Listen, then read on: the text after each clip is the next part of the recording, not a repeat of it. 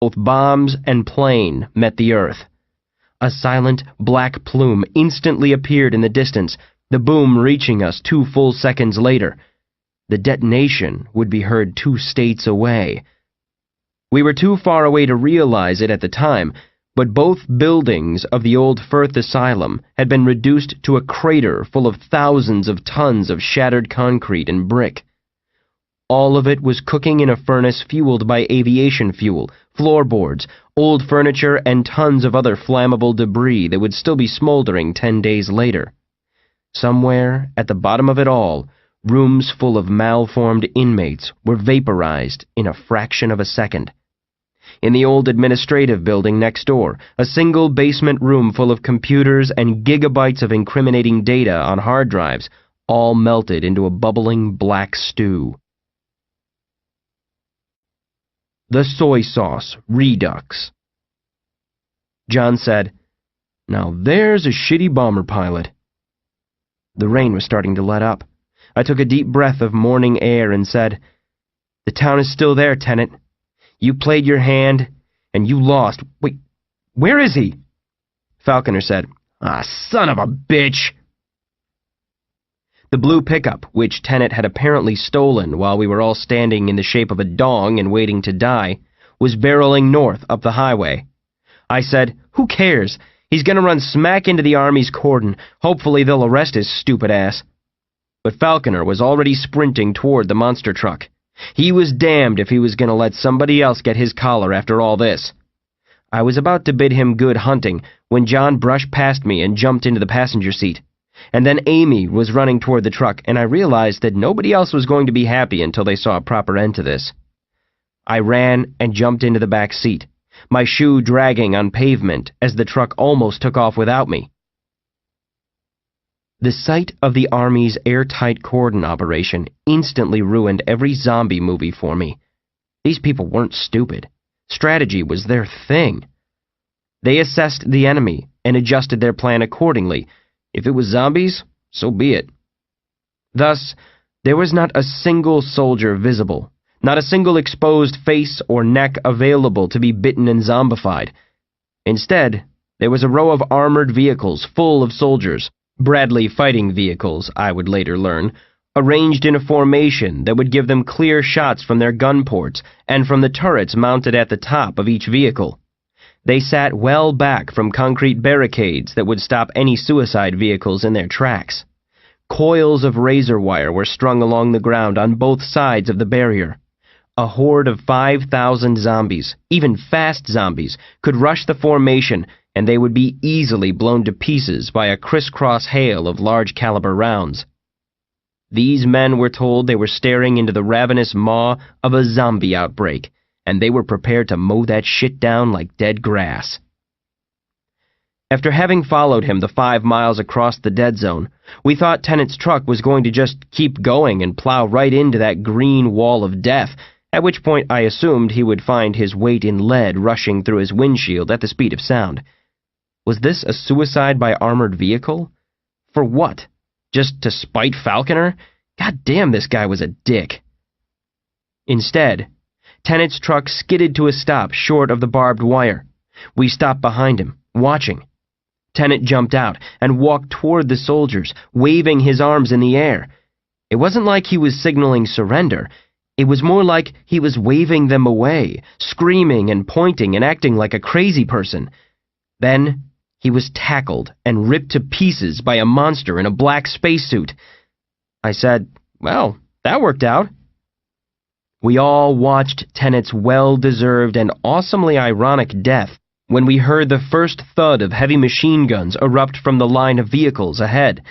To our right, descending down from the water tower construction site, was a nightmare horde of shambling, malformed, infected Reaper personnel. They crawled and howled and shrieked and sprouted snapping appendages.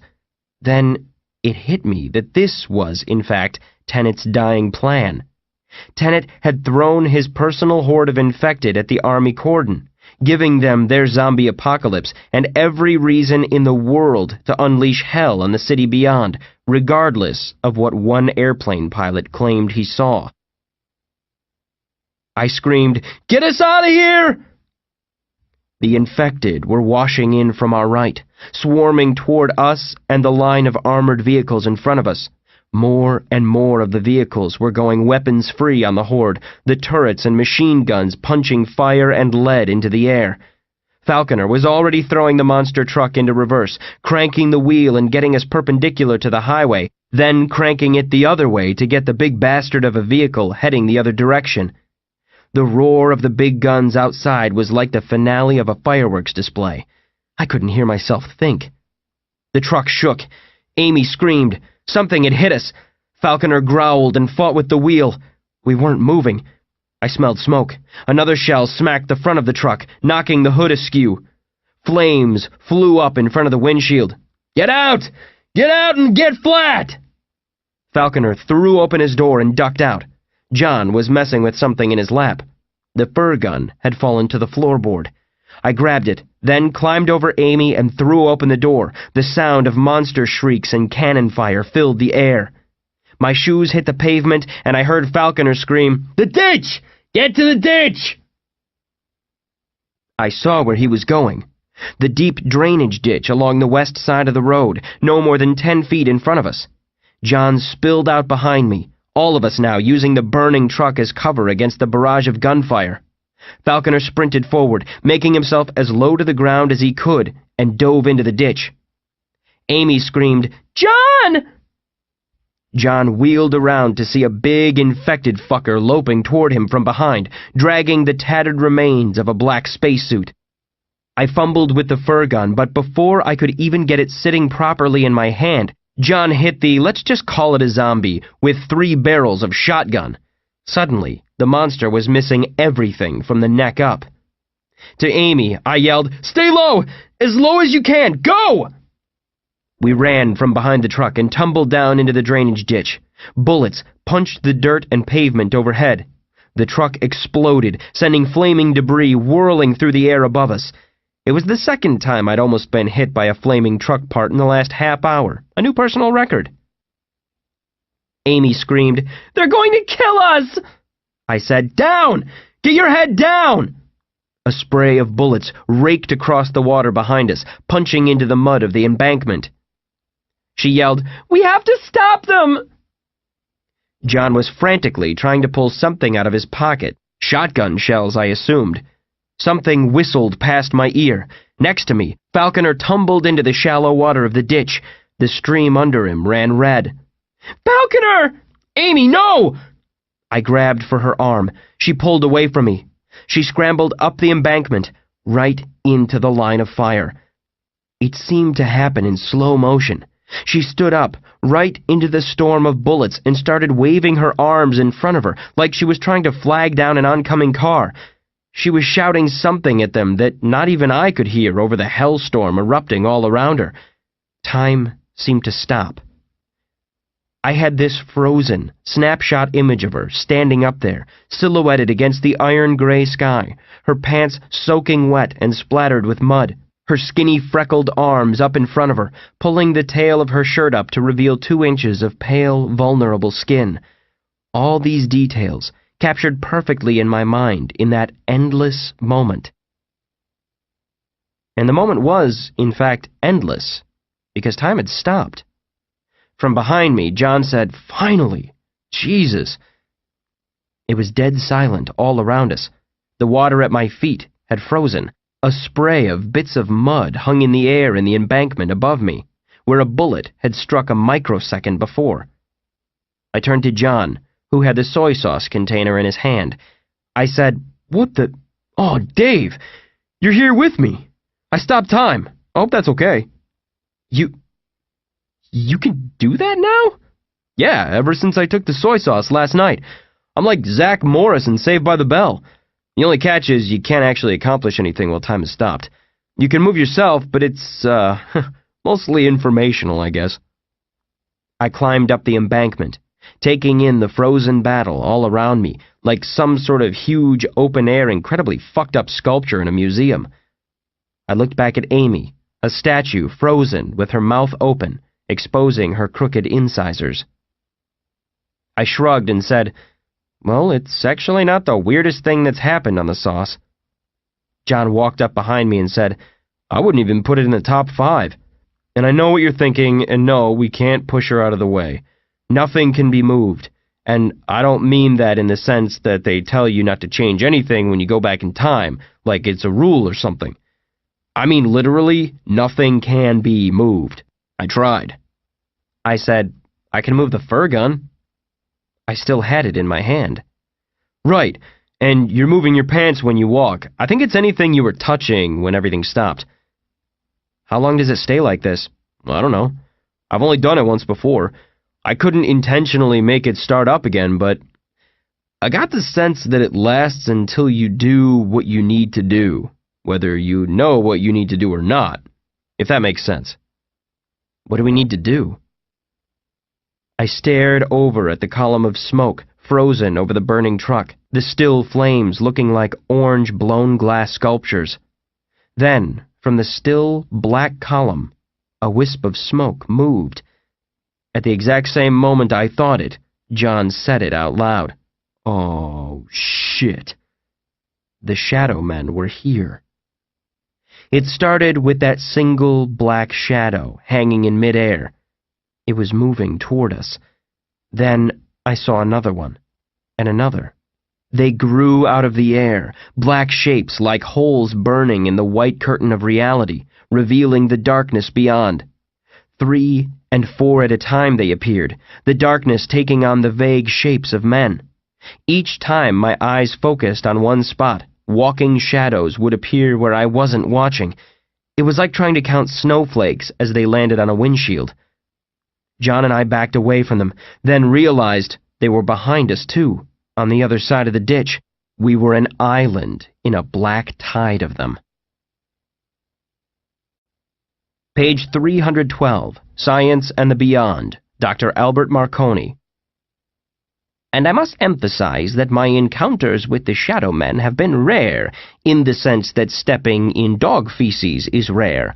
That is, the potential is always there. You never forget it when it happens, but you go just long enough between incidents to let your guard down.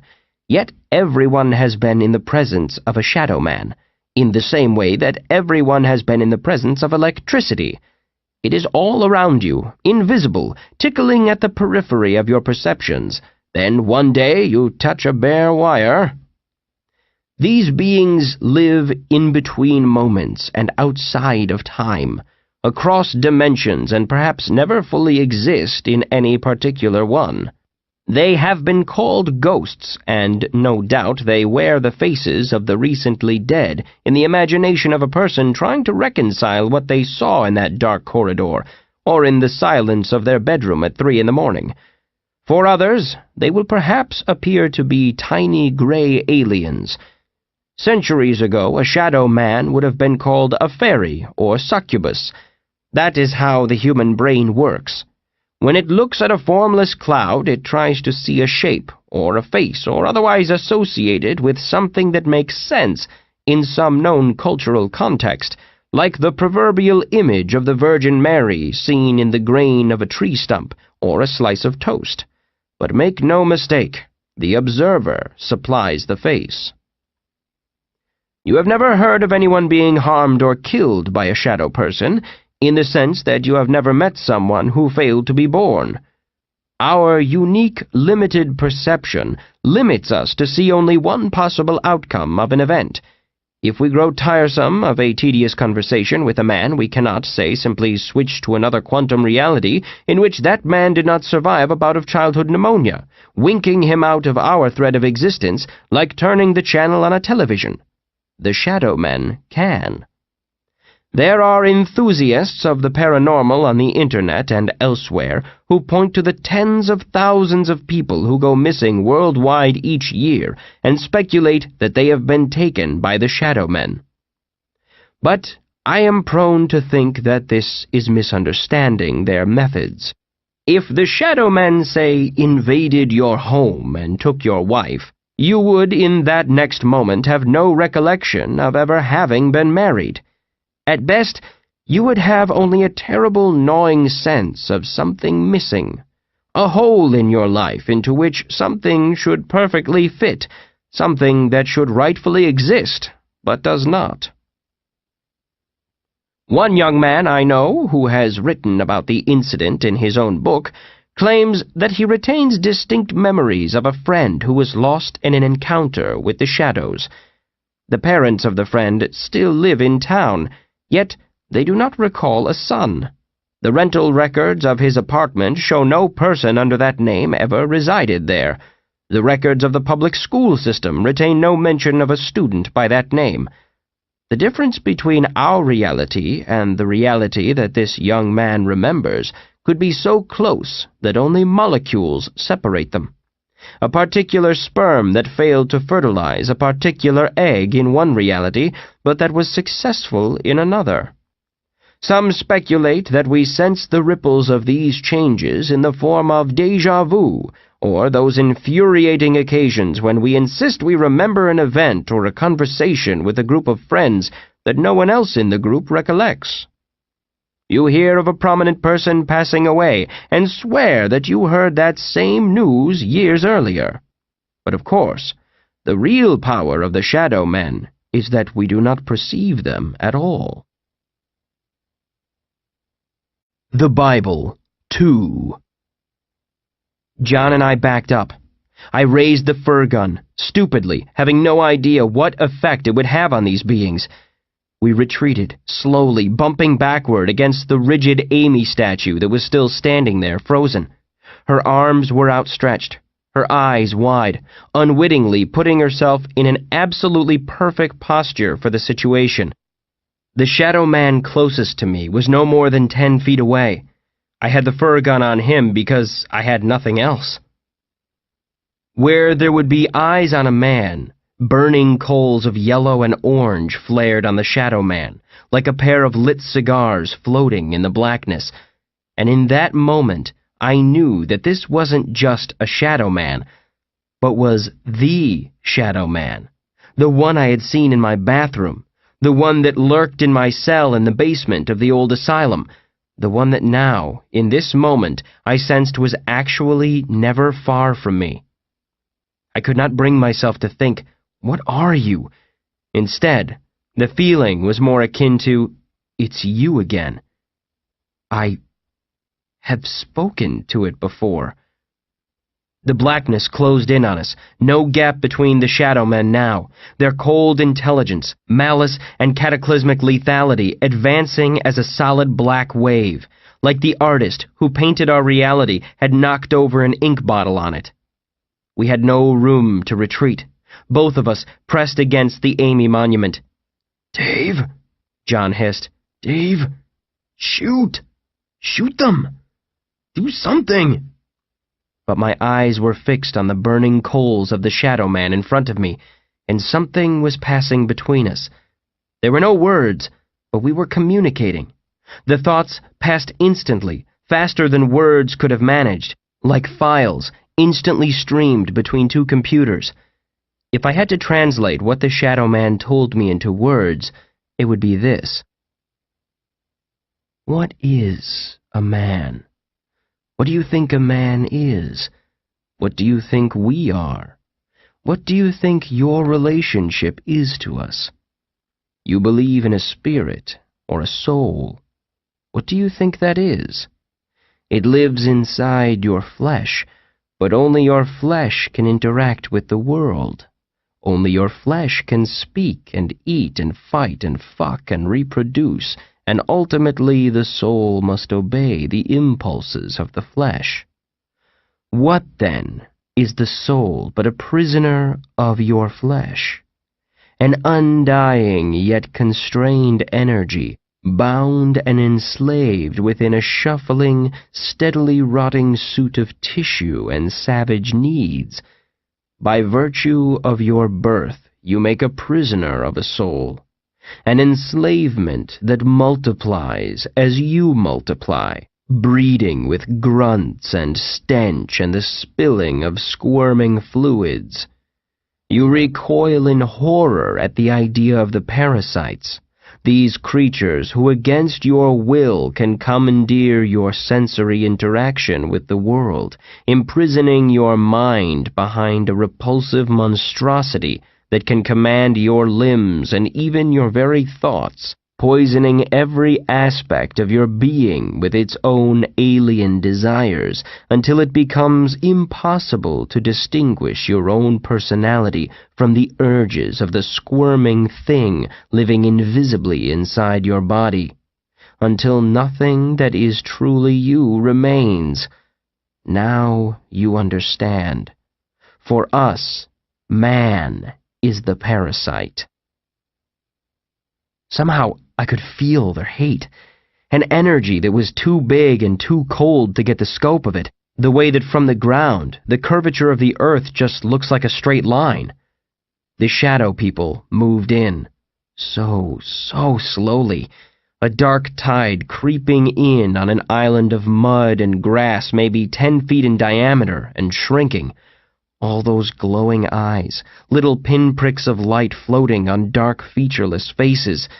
John said, "Dave, do it. Dave, now!" "Do what?" "Focus! Focus on the most powerful thing you can imagine and squeeze that trigger." But that wasn't right. A nuclear explosion would not work here. Fire would not work. Violence would not work. That was the energy they were made of. Shadows aren't repelled by the dark. They're repelled by the light. The Shadow Man, my Shadow Man, floated right up to me, right up to Amy. I found myself shrieking, "No! No! No!" in short barking bursts, the single word over and over again. Amy's outstretched arms were beside me, and the Shadow Man was on her now, drifting right into her left hand. My stomach turned as I watched her hand dissolve and vanish completely. All that was left was a stump, her left hand gone forever. But no, that must have been the confusion of the moment, because of course her left hand had always been gone, the accident and all that. I raised the fur gun, pointing it right at the chest of the Shadow Man. It was in his chest. My mind was blank. I reached out and grabbed Amy's other frozen hand and squeezed. I closed my eyes. I need to think like Amy. In that 1 second before I squeezed the trigger, a face popped into my head. The face was the same one that would have come to probably 75% of Americans if put in the same situation. A bearded face that was surely from the imagination of some long-lost Italian painter, a face that looked nothing like a Middle Eastern Jew. I suddenly remembered 24 horrible kid shows my adoptive parents made me watch on VHS, where in the final scene the main character always turned toward the camera and said some variation of, "I know how we'll solve this problem. With Christianity!" Well, their programming worked. When terror drove everything out of my mind, I fell back on the iconic face, and all I could picture in my head was that painting, that shitty velvet Elvis-y Jesus that had hung on my wall, that was still sitting in the trunk of John's caddy for all I knew. I squeezed the trigger. A flash of white light poured forth from the device in my hand. The whiteness condensed down to a shape. Small. Square. Suddenly, hovering there before us in mid-air, was that stupid painting. The painting swiveled, facing the dark hordes. The eyes on the face of Velvet Jesus burned with white fire. The mouth opened and let loose an inhuman roar. Velvet Jesus faced a Shadow Man to my left. Laser beams fired from his eyes. The Shadow Man exploded. The eyes lit up again and fired. Another Shadow Man left the world. The painting turned in midair. We hit the dirt. Beams of white fired left, then right, clearing swaths through the shadows, piercing the blackness with a glare that was somehow equally terrible, a white-blue light that I knew would leave me blind if I looked too long. The terrible light chewed through the shadows with a sickening, righteous energy that genuinely made me pity them. I suddenly knew how the scientists of the Manhattan Project felt the first time they saw a nuclear detonation, witnessing the power of what they had unleashed, The reflection of the light off the surrounding sand bright enough to blind a man wearing dark glasses. Power so astonishing that it became hideous. And then, there was only one Shadow Man left. My Shadow Man. The one in front of me that had taken Amy's hand, or made it so that her hand was already gone. Velvet Jesus flew toward the Shadow Man, then circled behind him. The painting screeched like an animal, and the mouth on the painting opened wide. The painting launched itself at the Shadow Man. Velvet Jesus bit his head off. The Shadow Man's body evaporated like a cloud of car exhaust. Then there was a flash, so bright that I couldn't close my eyes to it because they were already closed, but the brightness penetrated to the back of my eyeballs, burning all through me. There was a thud in the ground, a shock wave that sent a ripple through reality. The painting disappeared. The fur gun exploded in a miniature supernova of blue light. I don't know how I ended up flat on my back, but I was staring up at the still gray clouds and trying to blink spots out of my eyes. All was silent. John appeared over me and said, "When they write the sequel to the Bible, that shit is definitely gonna be in there." My ears were ringing. Somehow, all of my senses were ringing. Overload. Then John was pulling me to my feet and saying, Look at that one's face!" He was pointing to one of the still-life-infected Reaper men, one I didn't even know had been standing there when the world froze. It had been in the process of rounding the burning truck, running toward us. It would have reached Amy in about 3 seconds if John had not called his soy sauce time out. I walked over to the infected spaceman. His eyes were a pair of road flares, sizzling and crackling and smoldering with white light. The parasites were burning. All of the parasites were burning, at least the ones around us. The white, crackling pinpricks of light were twinkling from the infected spacemen, the sizzle of the frying spiders filling the preternatural silence in that still world. And then the lights blinked out. One by one, the sizzling of the flesh fading as the last of the parasites in the field died. The men they had lived in would not suddenly wake up and find themselves cured. Happy endings like that never happened in Undisclosed. When time sped up, they would collapse, dead, but they would be free, and they would be no threat to us. In the stillness of the aftermath, I said, "Man, I need a nap." I looked around at the frozen battle, one that nobody involved in knew had just taken a radical turn in the infinity between ticks on the clock. What happens now? John surveyed the landscape and said, "We just gotta get out of the way, right? Time starts back up and the army realizes the zombies are all down and they'll stop shooting and then they'll give us all medals." I said, "Amy is still out in the open. If I position myself so that I'm kind of pushing her over when time starts back up, we'll tumble down into the ditch, right?" "Yeah, I guess so. Try not to break her neck." "Go down there and get ready to catch us." John jumped down into the ditch, looking over Falconer, who had been shot multiple times. He certainly looked dead because he wasn't moving, but nobody was moving, so we couldn't know for sure. I walked toward Amy, her frozen arms outstretched toward me like she was trying to ward me off. Something hit me in the chest. Actually, I ran into something. Something hovering in mid-air, something small and sharp. A bullet. An inch long and as thick as a pencil, fired from one of the many guns bristling out of the line of green vehicles behind me. There was no mistaking the trajectory. It was heading right for Amy, specifically, right for Amy's heart. In the frantic fog of zombie combat, some guy who had probably enlisted to help pay for his college education had taken a shot at the waving figure next to the ditch, and the shot was good. It was going to take her right out.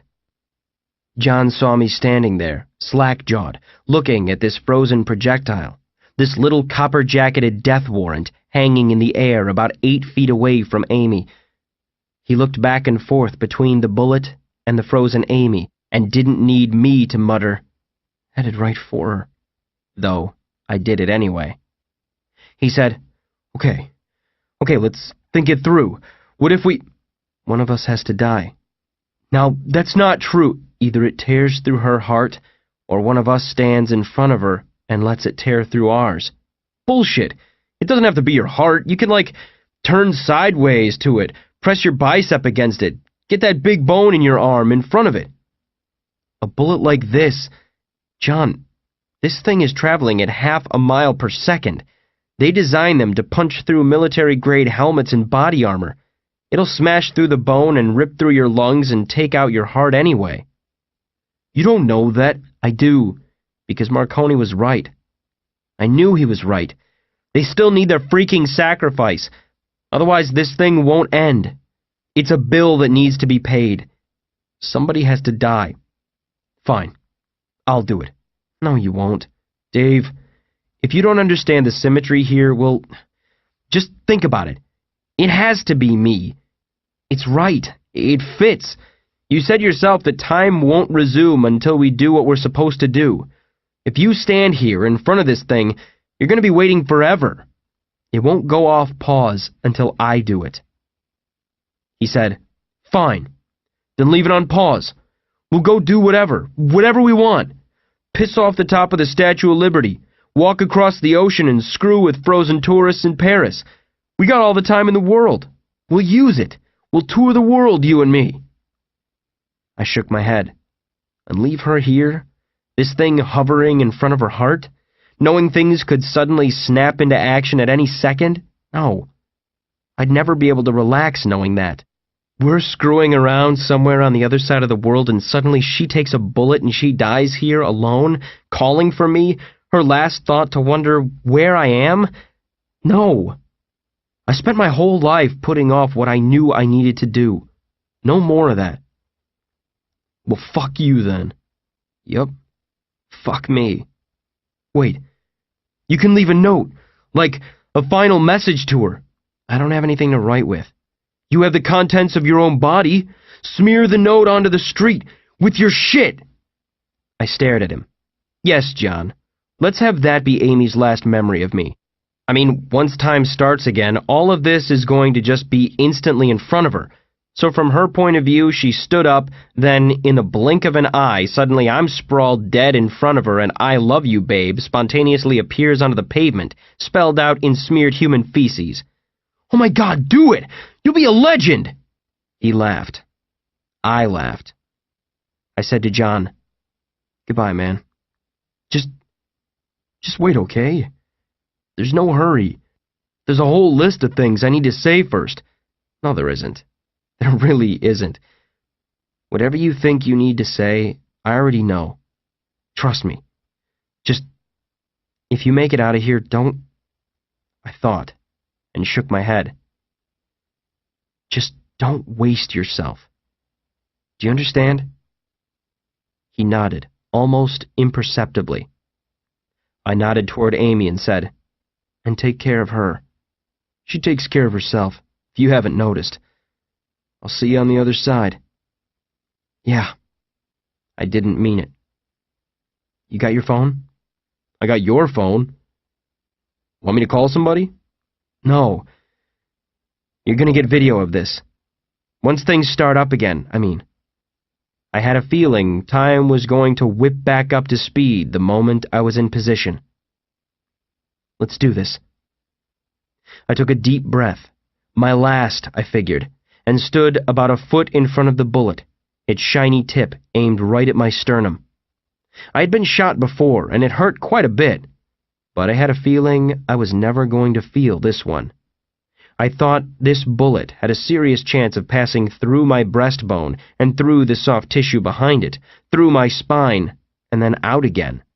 But by then, the bullet would be badly off course, tumbling through the air, breaking into fragments. It should miss her easily. I steeled myself, trying to make my body harder, as if that would make a difference. I stared down the projectile, waiting for time to resume. I started to get impatient, and made a twirling motion with my fingers. Come on! Start the clock, damn it! In the last second before time resumed, and the bullet exploded forward, I registered an orange blur bouncing along the ground. I turned. Sacrifice. An explosion of noise crashed in on me from every direction. In an instant, the guns were barking, and the wind was howling, and the stink of smoke was burrowing into my nostrils. The orange blur was right in front of me, kicking and thrashing through the air, and then there was a thud and a yelp, and Molly was bleeding at my feet. Amy was yelling, "Don't shoot!" at the soldiers, finishing her sentence from before the great pause, her words choked off in confusion. In a blink, there I was, standing in the road in front of her. To her eyes, I had teleported there, and there, on the ground in front of me, was Molly. I spun and dove and tackled Amy, pinning her to the ground, sending her glasses askew. The guns thundered behind us, and I craned my head around to see that Tennant's army of infected were, as I thought, simply collapsing dead where they stood, like marionettes whose strings had all simultaneously been cut. Their parasite puppeteers had been burned to ash. Torturous minutes stretched out as we lay there, and the gunfire continued over and around us. The amped-up soldiers getting their money's worth. Bullets skipped off pavement and whistled overhead, but slowly, finally, one gun after another got the ceasefire command. The Zulus were down. Amy squirmed out from under me, and goddammit, she ran right out into the open again, and toward Molly. She kneeled down over her, crying, pressing her face to the dogs. I slowly stood, waving my arms at the soldiers for all that good it had done Amy last time. Nearby, I saw the shredded sleeve of one of the black spacesuits, and I grabbed it and waved it like a flag. They didn't shoot. I went over to Amy and Molly. The dog wasn't whimpering or howling, thank God, because I don't think either of us could have handled that. She was silent, her eyes closed, still. She never even felt it. Molly had moved when the rest of the world was still. She had been able to navigate the paused world just like John and I had, and I doubted I would ever know how, beyond the fact that there were a lot of things about this animal that I didn't understand. When things had stopped, she ran from wherever she was, and she ran as fast as her paws could take her, knowing where she needed to be and what she needed to do. And what she needed to do was to steal my goddamn hero moment. We kneeled there in the cold, and finally somebody called out to us. It was a soldier, who, I had a feeling, was doing it against orders. He had emerged from a hatch at the top of one of the vehicles and was yelling something at us. I couldn't hear what he was saying, so I just showed him my empty hands and said, "We're not armed!" If somehow the crying girl at my feet and I still looked like zombies, then John convinced him otherwise, since he was performing the distinctly human and distinctly non-zombie activity of filming everything with a cell phone. The soldier climbed out of his vehicle and jumped down, then crossed the barricades. See? That's how you get eaten in a zombie movie, kid. I heard cars approach from the highway behind us. Refugees from undisclosed, who had presumably been huddled down in the dead zone behind us, hearing World War III erupting up ahead. But now they came in their pickup trucks and dirt bikes and ATVs, driving with an adherence to posted traffic laws that zombies so rarely display. No one on the other side of the barricades panicked and opened fire. The spell had been broken. Amy was whispering to Molly, stroking her fur. I was standing over Amy, my hand on her shoulder, looking down at them. Boots appeared on the road next to me, and my eyes tracked up past gray camo pants and black knee pads. A wicked-looking assault rifle was pointed at the ground, a gloved hand on the grip, the finger resting outside the trigger guard. The soldier said, "Sir, please identify yourself." "My name is David Wong.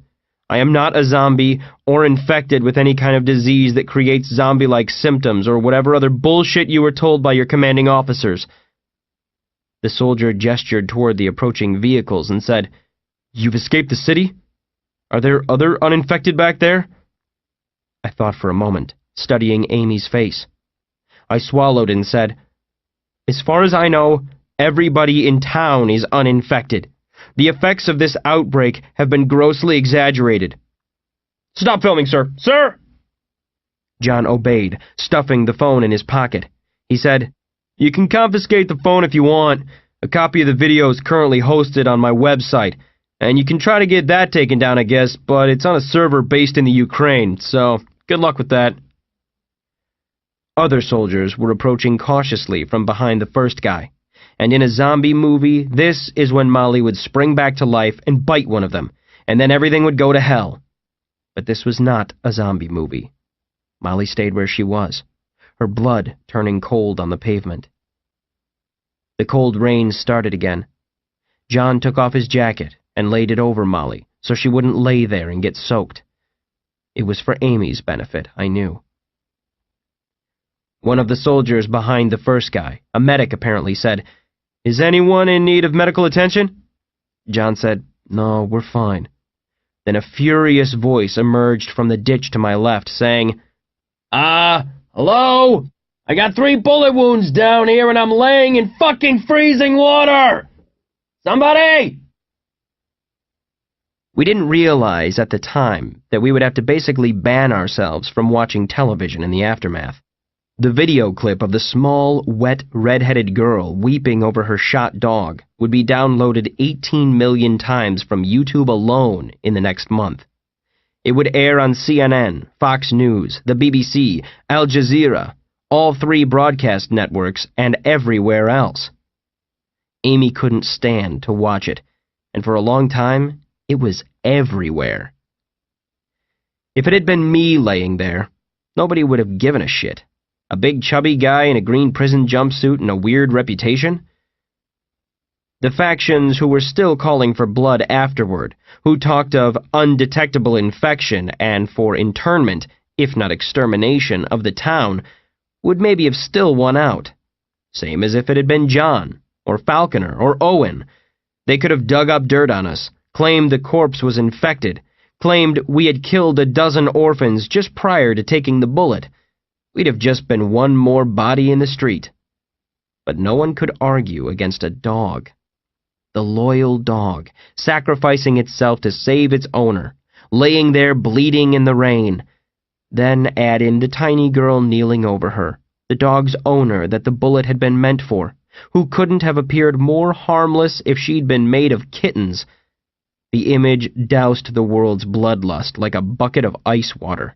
A perfect, undeniable symbol for the price the innocent pay for unchecked paranoia. Eulogy.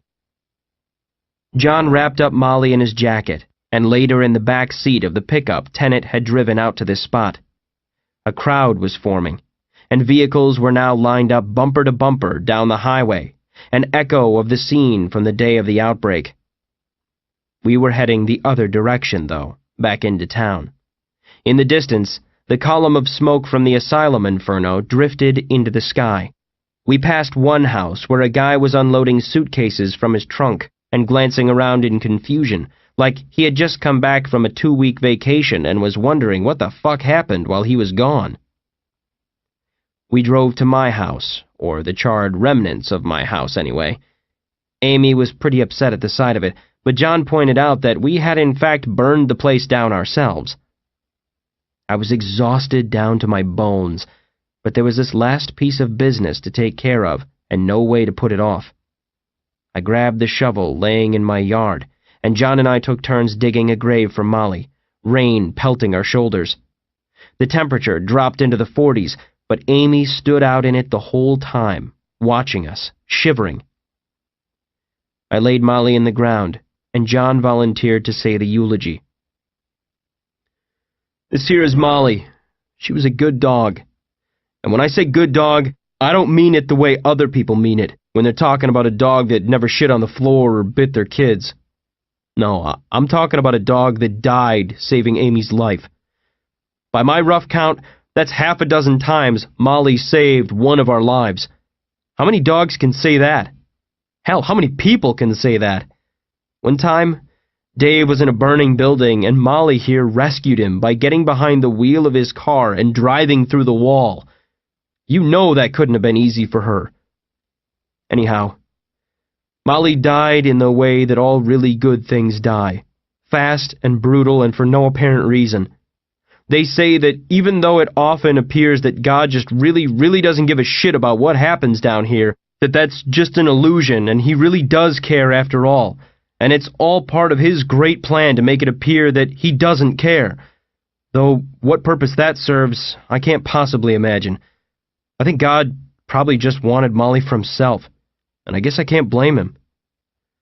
Well, God, here's your dog back, I guess. We hereby commit Molly to doggy heaven, which is probably nicer than regular heaven, if you think about it. Amen. Amy and I said, Amen, and I noticed she was crying again, and felt utterly helpless to stop it. She buried her face in my chest, and I stroked her tangled, wet mess of red hair. I said, Let's find a roof. She said, Let's find a bed. We walked away from the ruins of my former house, and John said, Wait, what if Tenet arranged all of this as some elaborate form of therapy? Epilogue. It was December 22nd, or Christmas Eve, as John so irritatingly called it. I was alone, staring out of the kitchen window of a cheap, mostly empty mobile home supplied by the Federal Emergency Management Agency. There was a single Christmas card on the counter next to me, laying on top of its mutilated envelope. The trailer had come with furniture, but the sofa smelled so bad we had dragged it out into the yard. I think the trailer had previously seen service in New Orleans after the hurricane, and I think it got moldy. In the corner of the living room was our Christmas tree, a 2-foot-tall plastic tree with huge googly eyes and a mechanical mouth. John had found it in a thrift store. It had a voice box on the bottom, and I think originally it was supposed to do a humorous Christmas rap when somebody walked by. When we put batteries in it, the mouth locked in the wide-open position, and it uttered a high-pitched electronic scream of garbled feedback until we pried the batteries out again.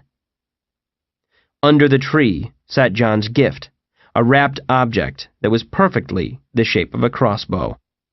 I had a feeling it would take me years to piece together the whirlwind of lies that had obscured the incident the news media had finally decided to call the Zulu outbreak. The consensus seemed to be that fewer than 70 people were ever actually infected with the pathogen, which they decided was some kind of rare form of bovine spongiform encephalopathy, caused by the consumption of some kind of mutated protein from contaminated sausages. So the final death toll was, according to the final CDC reports, 68 dead from Zulu, 406 dead from the violence resulting from mass hysteria. Plenty of people from in town came forward to dispute those reports, and plenty of other people came forward to dispute those reports. 100 different versions came out, and so the public just defaulted to what the guys in suits told them. In the end, they didn't need to cover up anything. They just drowned it out in a blizzard of conflicting stories. The world eventually gives up and moves on, like the whole thing with the envelopes of anthrax after 9/11. Well, whatever. Now it was a matter of seeing if there would be another outbreak, maybe in another town, but nothing so far. Snow was inching up the little wooden cross we had planted at Molly's grave. Every time I looked at it, I imagined replacing it with a little star and crescent, so my neighbors would think that somehow my dog had died a practicing Muslim. I was waiting for a call from Amy, but instead, I got a knock at my door. I assumed it was a reporter, which kind of cheered me up because I was making a fulfilling hobby out of giving a completely different version of the story to each and every one of them I spoke to. Why let everybody else have all the fun? But when I opened the door, there was Detective Lance Falconer in a black turtleneck and looking cropped from a cover of GQ. It actually took me a second to notice the crutches. Once inside my living room, I said to him, "You knocked. Usually you just let yourself in." "I spent 5 weeks in the hospital, Wong. I'm in no mood." "Merry Christmas Eve. "What?" "I got some frozen taquitos in the oven. You want one?" "I don't even know what that is." "Look, I'm not going to waste your time. I just got off the phone with my agent, and I'm talking about doing a book on the Zulu thing. and he informs me that there are no fewer than 13 books on the subject in the pipeline. Yeah, I know. Marconi is writing one. His will be the best. Though, I gotta admit, the one I'm most looking forward to reading is Owen's. And you're writing one. Well, Amy, actually. She's my ghostwriter. They just put my name on the cover. My point is, he said, straining for patience, is that they're fine with multiple books, because they're from different angles, but yours and mine are basically the same, because we kind of went through it together. Oh, I can see that. And they don't want mine, because they already have yours. Oh, right. I mean, you should have moved faster to make a deal. I was in the hospital recovering from getting sprayed with a fucking machine gun. Oh, right. And I don't suppose I can change your mind? I said, Detective, I want you to use your powers of deduction to detect the fact that I'm living in a goddamn FEMA trailer. The video store just opened back up 2 weeks ago. No paycheck that whole time. I go back to work, and the first customer I get is Jimmy Dupree, returning his copy of Basic Instinct 2. I'm like, you're paying late charges on that. It wasn't in the deposit box when I got here this morning. He didn't like that. I thought there was some sort of victims fund from the government. There is. And maybe one of these days I'll actually get a check in the mail in return for the 8,000 forms I had to fill out. But they're going to sit on it until they see what I write in the book. They want to see how I tell the story, if you understand what I'm saying. And how are you going to tell the story? I'm going to tell the most ridiculous possible version of it I can think of. People are going to close it and be like, what the fuck did I just read? He nodded. I have material that you won't have access to. I got transcripts of the radio chatter between the pilots. Some other stuff you won't be able to get. I'd love to have you on board. I'll cooperate on one condition. You portray the coolest version of me possible. I'm talking total action hero here. If you're making things up, then embellish me into a badass. I can do that. And give me a cool name, and make me good looking. Sure. And say I drive a Porsche. What? Where are you going to get a Porsche on a cop's salary? Because I'm awesome. Alex Cross drives one. So does Lucas Davenport. What, are those cops you know? He headed for the door, moving more smoothly on the crutches than I did on my own legs. On his way out, he turned and said, And don't put a bunch of bullshit in my mouth or get cute and try to make me look stupid. Now, if you'll excuse me, I have to go to the salon to have my pubic hair straightened and dyed white so that my dick looks like Santa Claus. He closed the door, farting loudly all the way to his car. I went and pulled my taquitos from the oven. I let them cool and went back to my place at the kitchen window. Falconer's gleaming new Porsche was turning around in my yard, pulling through the snow and disappearing down the street. Actually, now that I looked at it, I think it was a Ferrari. I ate a taquito. As I chewed, the light changed behind me. A shadow grew over the surface of the kitchen counter. I had time to notice the shadow had no left hand. It spoke. Hey! I spun, saw pale skin and freckles and red hair. I said, Oh, hey! I was waiting for you to call. John picked me up at the bus station while you were out shopping. Mary, my words were interrupted by Amy throwing her arms around my ribs, squeezing like she was trying to deflate me. She said, I brought cupcakes. I left them by the... It was her turn to be interrupted by me pulling her shirt over her head. Door. Can we go get Cuban coffee later? Uh-huh. Sure, I said, working the zipper on her pants. Oh my God, David, they will not stop calling me. I changed my number and the reporters found it like 2 days later. When does this end? When do things get back to normal? Who knows? We were both naked by the time she made it to the question mark. I was half asleep, curled up against her in bed. Amy in the sweats and t-shirt she wore as pajamas. She was reading the Christmas card that had been laying on my counter. When did it come? I mumbled. Couple days ago. The front was a festive Christmas scene over the words Feliz Navidad. Inside, scrawled in red magic marker, were the words, "Merry Christmas to Walt and Amy and Dog." There was no return address. "That is so cute. She's just as bad at names as you are." "Mm-hmm." She said, "David?" "Hmm?" "I don't know if I told you, but I'm seeing somebody." Okay. Is he good looking?" "A counselor, I mean, for the post-traumatic stress and all that." "Oh, okay, sure, that's good. Let me, know if he's a supervillain." I drifted off again. "David?" What? Is it morning?" "Do you ever wish you didn't know any of this? Like, if you could just erase it from your brain so you'd be like everybody else?" "Sure.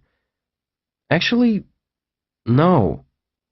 Because if somebody came along and offered me the chance, like, if they told me if I took a pill I could make it all go away, I wouldn't do it.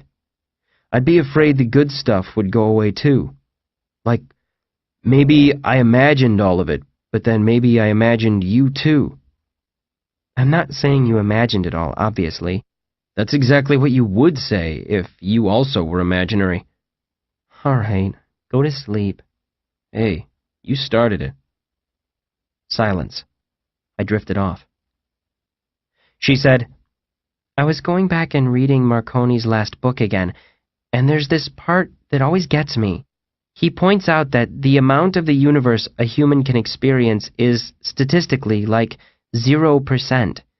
You've got this huge universe, trillions of miles of empty space between galaxies, and all a human can perceive is a little tunnel a few feet wide and a few feet long in front of our eyes.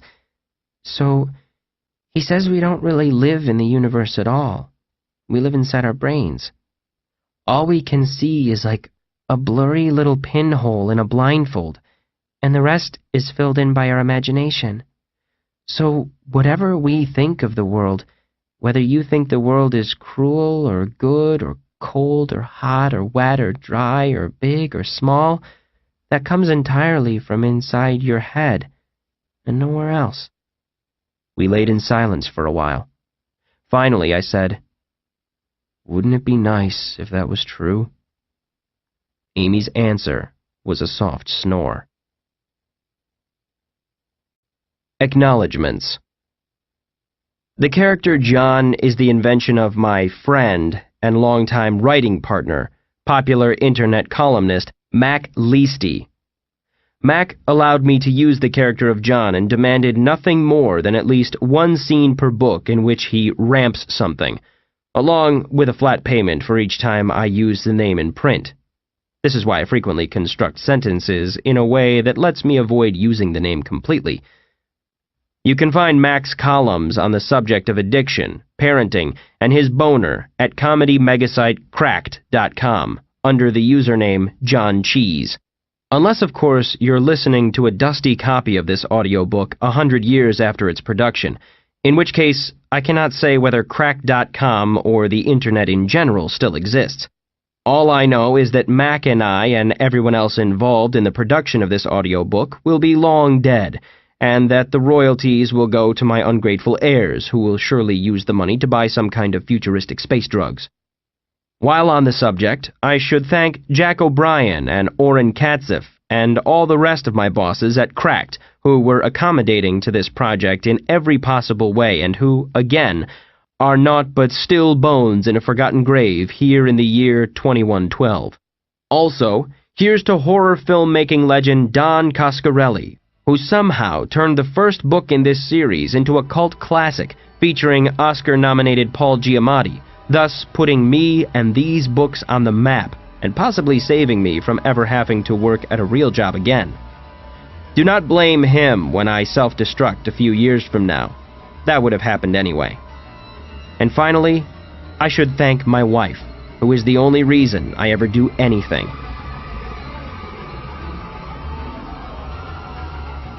We hope you have enjoyed our presentation of This Book is Full of Spiders. Seriously, Dude, Don't Touch It, by David Wong. Copyright 2012 by David Wong. Performed by Nick Podell. Directed by Luke Daniels. Engineered by Justin Dubé. Performance copyright 2012 by Brilliance Audio. All rights reserved. For further information concerning this program or other Brilliance Audio titles, please call the following toll-free number, 1-800-222-3225, or visit our website at www.brillianceaudio.com.